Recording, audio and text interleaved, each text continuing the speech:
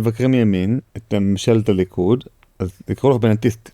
אני לא חושבת שיש מישהו שחושד בי באיזשהו בנטיזם. בי חושדים.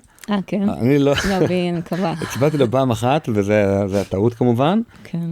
למרות שאז לא היו אלטרנטיבות, אם אני זוכר נכון. לא, גם אפשר להגיד בכנות, אף אחד לא ידע שהוא יבוא ויעשה את הדבר הזה. בוא נגיד, אני שמעתי עליו סיפורים כבר אז, בתקופה של משרד החינוך, שהוא מקדם המון דברים, טוב, אבל זה רק אנשים שהם בתוך החברה האזרחית. לא יודע, אני נמצא בכמה קבוצות וואטסאפ של רק מובילים של תנועות אזרחיות, של מנהלי עמותות, ואני כל הזמן יודע על דברים שקורים בפנים. הייתי אחר בפגישה עם בנט, כשר חינוך, והוא אמר כך וכך וכך. דברים שאתה אומר, לא יכול להיות שאיש באמת ימין, כפי שהוא מצטער, לא מתנצלים, זה. מישהו בא, הציע לו איזה פרויקט משרד החינוך, בא העוזר שלו, אמר, איך זה מקדם את בנט להיות ראש ממשלה? ככה, בפנים. הוא אמר לו, לא יודע, אבל זה משהו חשוב בחינוך. אז הוא אמר, זה לא מעניין.